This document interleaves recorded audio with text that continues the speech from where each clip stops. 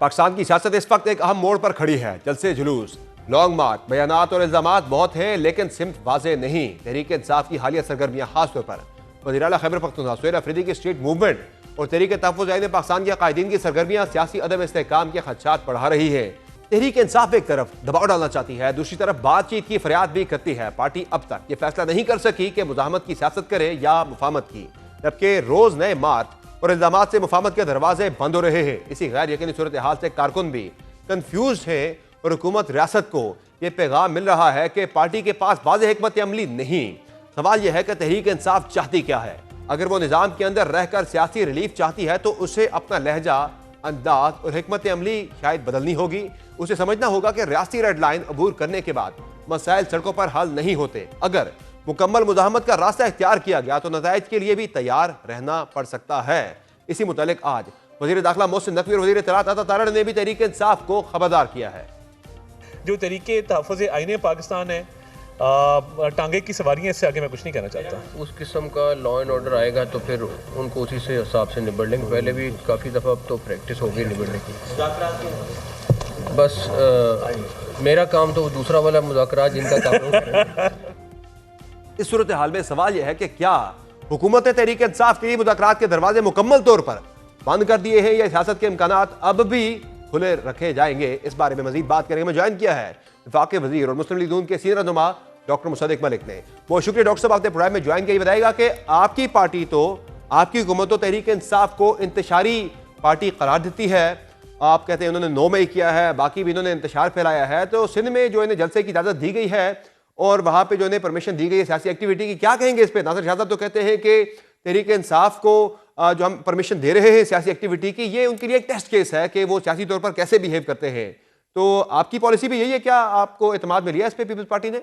جی دیکھیے، بات یہ ہے کہ ٹیسٹ کیس تو ان کو کے پی میں بھی مل سکتا ہے۔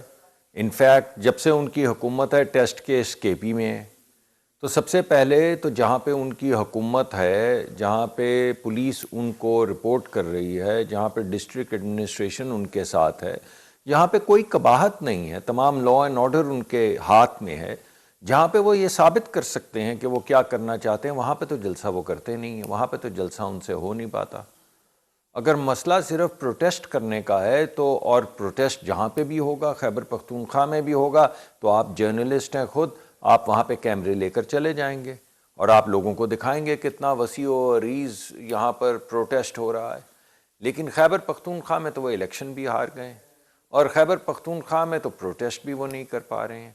تو اب کراچی میں اگر ان کو میدان مل رہا ہے، کیونکہ یہ سندھ حکومت law and order, making sure کہ 9 مئی کی طرح کوئی نیا کیس نہ ہو جائے، کسی کور کمانڈر کے گھر پہ حملہ نہ ہو، کوئی چیف منسٹر یہ نہ کہے کہ میں ریڈ زون پہ قبضہ کرنے کے لیے آ رہا ہوں، کوئی چیف منسٹر جب آئے اب جلسہ لے کر تو اس کے ہاتھ میں AK-47 ٹرک کے اوپر نہ ہوں اس کے ساتھیوں کے پاس اور وہ فائرنگ نہ کرتے چلے آئیں، کوئی ایسا جلسہ نہ ہو جس پہ پولیس والوں پہ گولیاں برسائی جائیں اور وہ شہید ہو جائیں، کوئی چیف منسٹر یہ نہ کہے کہ میں جیل توڑ کے قیدیوں کو لے کر چلا جاؤں گا۔ اگر یہ تمام تسلی سندھ حکومت کی ہو گئی ہے، یہ سندھ حکومت کی ہے اور وہ یہ کرنا چاہتے ہیں تو ضرور سے کر لیں۔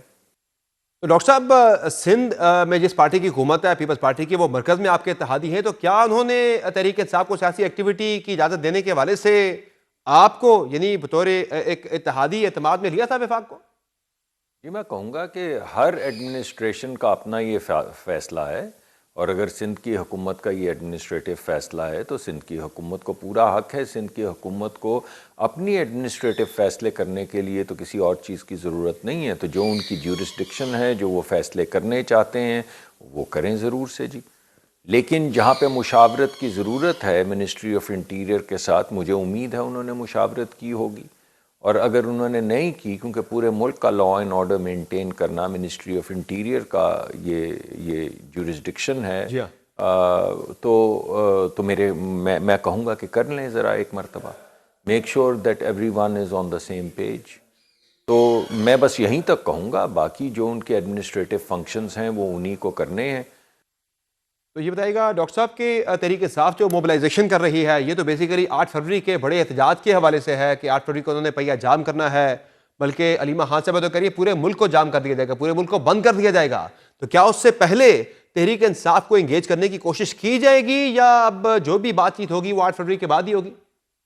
میں نے تو آپ کو بولا, آپ ٹیسٹ کیس کی بات کر رہے تھے, کے پی تو بند کر لیں.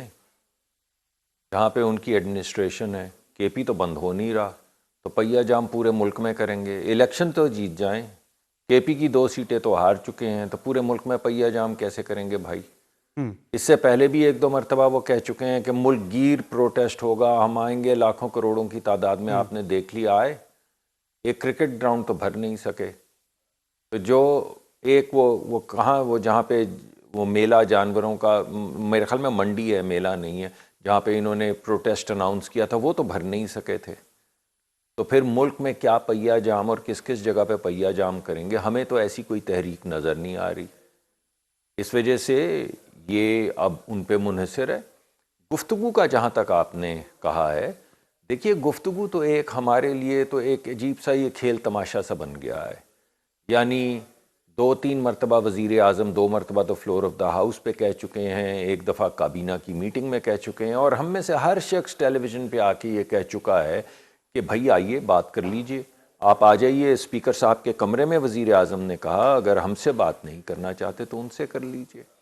آپ پہلے کسی کو کہتے ہیں کہ میں یہ ذمہ داری ان کو دے رہا ہوں, صحیح, جن کو آپ ذمہ داری دیتے ہیں اور آپ سمجھتے ہیں میں کن کی بات کر رہا ہوں, وہ 2 دن کے بعد کہتے ہیں کہ ہمیں تو پی ٹی آئی پہ اعتماد ہی نہیں ہے. صحیح ہے.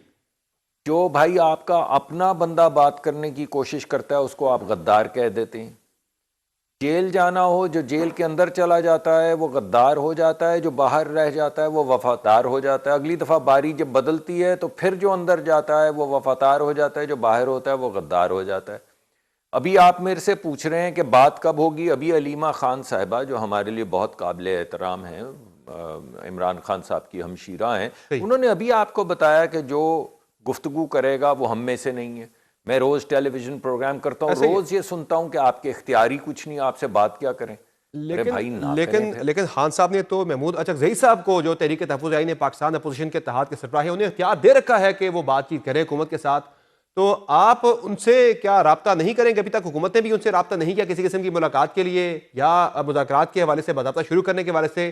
ایون آپ ان کی ملاقات بھی خان صاحب سے کروا سکتے تھے تاکہ مذاکرات یا بات چیت کے لیے موڈیلٹیز طے ہو سکتی.